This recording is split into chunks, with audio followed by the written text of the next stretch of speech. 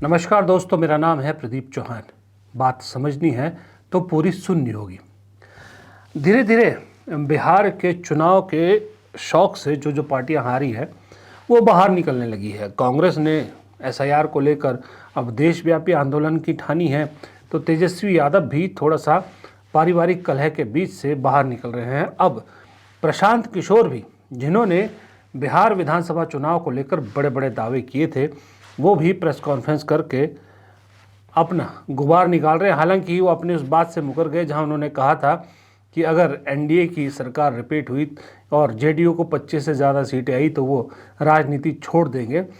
खैर, प्रशांत किशोर इसके लिए मशहूर है, लेकिन सवाल ये उठता है कि चाहे वो प्रशांत किशोर हो, चाहे वो कांग्रेस हो, चाहे आरजेडी हो, सब एक चीज़ पे बहुत ज़ोर दे रहे हैं कि बिहार में वोट चोरी हुआ है, बिहार में चुनाव चोरी से जीता गया है। हो सकता है, मैं इसको डिनाई भी नहीं करता, ना मैं इसको बोलता हूँ कि हुआ ही हुआ है ऐसा, क्योंकि सबूत कोई है नहीं अभी।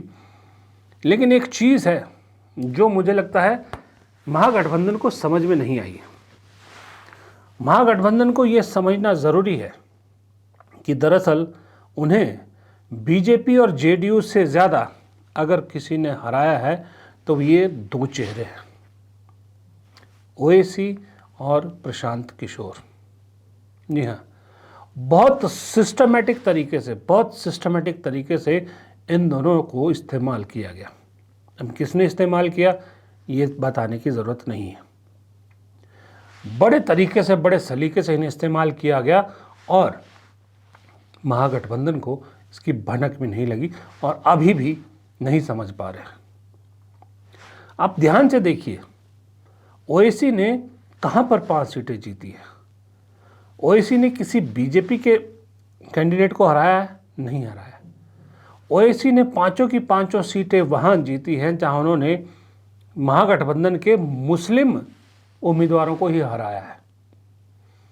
यानी कि पूरी प्लानिंग के साथ ओवैसी को वहीं डिप्यूट किया गया, ओवैसी ने वहीं अपने उम्मीदवार उतारे जहां महागठबंधन के मुस्लिम उम्मीदवार थे। यानी मुस्लिम वोट बांटा गया, मुस्लिम जो वोट है वो महागठबंधन को ना जाए, इसलिए ओवैसी को दिलाया गया। वरना ओवैसी वहाँ भी तो उम्मीदवार खड़े कर सकते थे जहाँ नॉन मुस्लिम कैंडिडेट्स, मुस्लिम को हरा कर ही अपने मुस्लिम उम्मीदवार उतारे। इसका मतलब मामला सिर्फ बिहार तक नहीं है, मैसेज पूरे देश तक देना, क्योंकि जो काम बीजेपी नहीं कर सकती वो ओवैसी करते हैं। मगर आप ये समझते हैं कि मुसलमान आपका एक कैप्टिव है, बंधुआ मजदूर है। कब तक आखिर ऐसा आप बोलते रहेंगे? और हम तो मुस्लिम समाज से अपील कर रहे हैं कि आप वोट डालने वाले मत बनिए, सिटीजन बनिए। वोटर मत बनिए, सिटीजन बनेंगे तो सिटीजन राइट्स आपको मिलेंगे। अगर आप वोट डालने वाले बनेंगे तो फिर इलेक्शन के बाद आपको सिर्फ ना सिर्फ भुलाया जाएगा, बल्कि आप पर जो आफतें आती हैं उसको रूफ भी नहीं बोलते। ये हम कंसिस्टेंटली बोल रहे हैं। उम्मीद करते हैं कि इस नतीजे से पूरे देश में एक पैगाम जाएगा, ख़ास तौर से अल्पसंख्यक समाज के माइनॉरिटीज़ को, मुसलमानों को। ये देश की बदकिस्मती है कि बिहार जैसा राज्य, जो पिछड़ा राज्य है, वहाँ पर उस शख्स को रिजेक्ट कर दिया जाता है जो दुनिया की सबसे बेहतरीन यूनिवर्सिटी बनाने की बात करते हैं और 10,000 का रिश्वत देने वाले या 10,000 की घूस देने वाले को चुन लिया जाता है। नौकरी की बात करने वालों को युवा रिजेक्ट कर देते हैं और सस्ता डाटा देने का दावा करने वाले को अपनाते हैं। ये इस देश की सच्चाई है, बिहार ने बताया। दूसरी सच्चाई ये है कि देश को 2 खाइयों में बांटा जा रहा है। एक तरफ है वो जो हार्डकोर हिंदू है, यानी कि जो हिंदू है वो हार्डकोर हिंदुत्व वाला बीजेपी के साथ है, और इस देश को मैसेज देने की कोशिश की गई है कि जो हिंदू है उसे बीजेपी के साथ खड़ा होना है।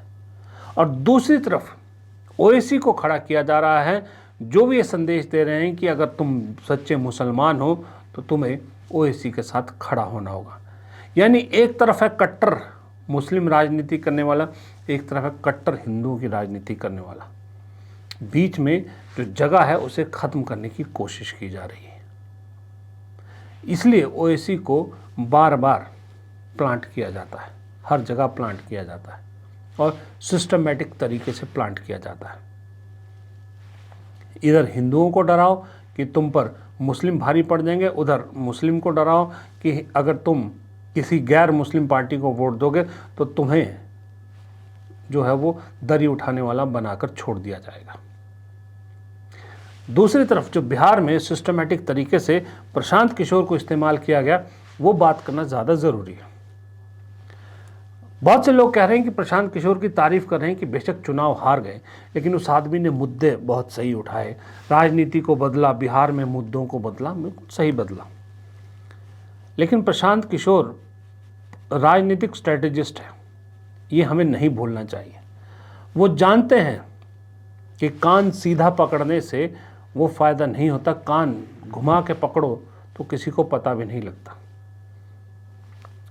प्रशांत किशोर ने पहले तेजस्वी यादव और कांग्रेस को निशाना बनाया, खूब जम के निशाना बनाया।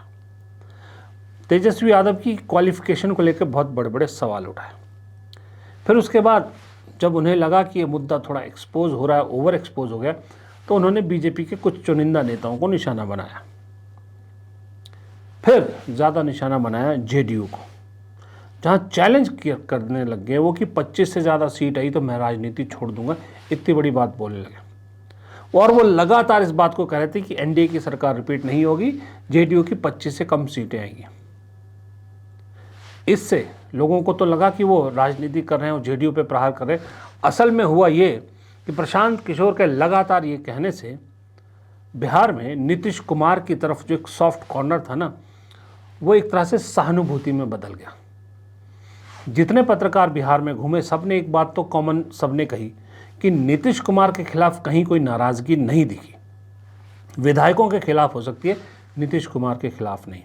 लेकिन जब प्रशांत किशोर से लगातार जेडीयू को टारगेट करवाया जा रहा था कि 25 से नीचे रह जाएगी, जेडीयू खत्म हो जाएगी, नीतीश कुमार नहीं बनेंगे, उसने एक हवा बनाई, लोगों के दिल में एक सहानुभूति पैदा कर दी नीतीश कुमार के लिए कि आखिरी बार जिस सुशासन बाबू ने बिहार की स्थिति सुधारी है, एक आखिरी मौका तो उसको देना बनता है। ऐसे तो नीतीश कुमार खत्म नहीं होना चाहिए। लोगों के दिल में ये सेंटीमेंट पैदा किया गया प्रशांत किशोर द्वारा। इसलिए जेडीयू की टैली कहाँ पहुंची, ऑलमोस्ट बीजेपी के बराबर। ये सारा काम प्रशांत किशोर ने किया। एक ही तीर से दो निशाने उन्होंने लगाए, नीतीश कुमार की जेडीयू को भी जितवाया, और जहां वो कहते थे एनडीए रिपीट नहीं करेगी, लिख के ले लो, वहां बीजेपी के लिए भी वोट कंसोलिडेट किया। किसका वोट? जो बीजेपी का एक वक्त पे कट्टर हिंदुत्व वाला वोट था, जो इस बार लग रहा था कि बेरोजगारी, महंगाई, पेपर लीक, इन सब मुद्दों की वजह से शायद बट जाएगा, खास करके युवा वोट बीजेपी से छिटक जाएगा। लेकिन प्रशांत किशोर ने लगातार कहा एनडीए की सरकार नहीं आएगी, नहीं आएगी, नहीं आएगी, नहीं आएगी। वो कंसोलिडेट कर दिया, क्योंकि बीजेपी ने एक भी मुस्लिम कैंडिडेट को टिकट नहीं दिया था। उधर बाकायदा बार बार महागठबंधन की तरफ से मुस्लिम चेहरों को आगे किया जा रहा था, और जो हमारे सर्वे करने वाले हैं, जो रिपोर्टर है, बाकायदा MY मुस्लिम यादव कॉम्बिनेशन की बात कर रहे थे। ऐसे में जो वोट छिटकना था बीजेपी से, वो नहीं छिटका, वापस बीजेपी की तरफ आ गया, और बीजेपी की टैली भी सॉलिड हो गई। तो इस तरह से ओवैसी ने मुसलमानों को डराया। जब मुसलमानों को डराया तो जो हिंदू वोट बीजेपी से छिटक सकता था वो नहीं छिटका। प्रशांत किशोर ने नीतीश कुमार के लिए एक सहानुभूति पैदा की, बार बार उन पर निशाना साध कर, ये बता कर कि ये ख़त्म है, ये ख़त्म है, ये ख़त्म है, और साथ ही बीजेपी को कंसोलिडेट किया उसका वोट। तो इस तरह से बड़े सिस्टमेटिक तरीके से इन दोनों को इस्तेमाल किया गया बिहार में, और बीजेपी या जेडीयू से ज़्यादा मेरे हिसाब से इन दोनों ने और चुनाव आयोग ने, इन तीन लोगों ने महागठबंधन को हराया है। इसलिए आगे कोई भी चुनाव हो, जो विपक्षी पार्टियां हैं उन्हें न सिर्फ चुनाव आयोग पर नज़र नहीं रखनी है, ऐसे जो प्लेयर्स होते हैं इन प्लेयर्स पे भी नज़र रखनी है कि ये प्लेयर किस तरह की गेम खेल रहे हैं और भीतर ही भीतर कहाँ निशाना लगा रहे हैं और कहाँ मार कर रहे हैं। फिलहाल इस वीडियो में इतना ही। प्रदीप चौहान को दीजिए इजाज़त। नमस्कार।